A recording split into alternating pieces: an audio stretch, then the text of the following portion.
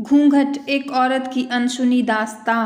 अरे रानी, ओ रानी, सो रही हो क्या अभी तक? रानी की जेठानी जोर जोर से चिल्ला रही थी घर के आंगन में खड़े होकर। रानी यानी मैं। तभी मैं भागती हुई अपने कमरे से निकली और बोली, दीदी आ गई मैं। जेठानी बोली, रानी तुम्हारा नाम रानी है, तुम रानी नहीं हो।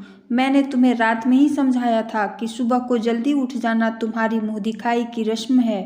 मैंने बोला कि दीदी रात को नींद ही नहीं आई, जगह नहीं है और मन में थोड़ा डर था कि सुबह आंख नहीं खुली तो। रजनी दीदी हंसती हुई बोली, रानी मेरी प्यारी देवरानी जल्दी से घूंघट कर लो, अगर माँ जी आ गई तो हंगामा हो जाएगा। मैंने घूंघट किया ही था तभी माँ जी वहाँ आ गई और कड़कड़ाती आवाज़ में बोली, चलो अब क्या यहीं गपशप मारती रहोगी तुम दोनों।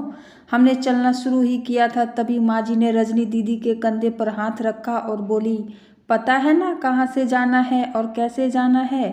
माँ जी ने बोला कि जब भी कोई बड़ा तुम्हारे सामने खड़ा हो तो हमेशा घूंघट में रहना और कम से कम अपने बड़ों के सामने आना और बिना घूंघट के तो कभी नहीं। रजनी दीदी कुछ बोली ही नहीं, बस अपना सर हिलाकर हाँ बोल दिया। मैंने भी बस अपना सर हाँ में हिलाया।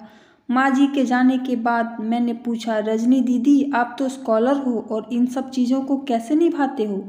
रजनी दीदी मुस्कुराई और बोली कि मैं थारे जेठ जी से बहुत प्यार करती हूँ, इसलिए अभी तक चुपचाप सब चीज़ें निभा रही हूँ। मैं कुछ नहीं बोली और चुपचाप रजनी दीदी के साथ घर के बाहर वाले कमरे में जाकर बैठ गई। वहाँ पर एक पड़ोस की आंटी जी बैठी थी। वो बोली कि यह कैसी बहू आई है, ससुर जी सामने खड़े हैं और ये यहाँ बैठी है, मुझे कुछ समझ ही नहीं आया। मतलब रजनी दीदी बोली कि आंटी जी अभी नई बहू है, यहाँ के रीति रिवाज सीखने में थोड़ा समय लगेगा।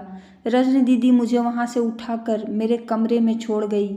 6 महीने यूं ही छोटी छोटी चीज़ों में बीत गए। फिर एक दिन मैं राहुल के साथ साड़ी लेने गई। राहुल का फ़ोन आया और वो दुकान से बाहर बात करने चला गया। साड़ी की दुकान पर मैं बेधड़क होकर साड़ियाँ देख रही थी। तभी साथ में बैठे हुए अंकल जी खांसे। एक बार, फिर 2 बार, फिर 3 बार। मैंने साड़ी वाले भैया से बोला कि भैया इन अंकल जी को पानी दे दो, बहुत खांसी हो रही है इन्हें। अंकल जी भड़क उठे और बोले, क्या बदतमीज़ लड़की है, ये कुछ शर्म लिहाज है या नहीं इसे। दुकान पर हंगामा देख राहुल बाहर से भागकर अंदर आया और अंदर आते ही अंकल जी के पैर छूकर बोले, मामा जी आप यहाँ। मैं घबरा के दुकान से बाहर निकल आई, एक लंबा घूंघट करके गाड़ी में बैठ गई। राहुल बाहर आया और गाड़ी में बैठकर गाड़ी बहुत तेज चलाने लगा। मैंने धीमी आवाज़ में बोला, गाड़ी बहुत तेज चला रहे हो, कहीं एक्सीडेंट ना हो जाए। हम घर पहुंचे ही थे तभी माँ जी जोर जोर से चिल्लाते हुए बाहर आई, देखो आ गई ये रानी साहिबा, खानदान की इज्जत मिट्टी में मिलाकर।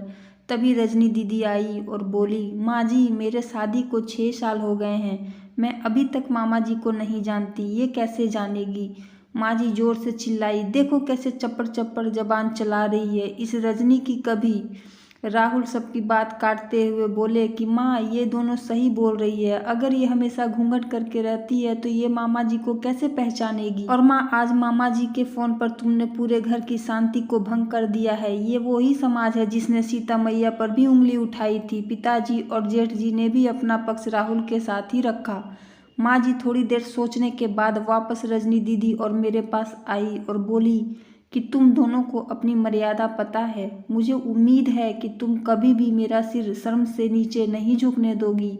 हम एक ही परिवार के सदस्य हैं, हमें हमेशा साथ रहना है, अच्छा वक्त हो या बुरा वक्त, हर सदस्य को अपनी मर्यादा पता है। माँ जी ने मुझे और रजनी दीदी को गले लगा लिया। वीडियो अच्छा लगे तो लाइक शेयर एंड सब्सक्राइब जरूर कीजिएगा प्लीज़।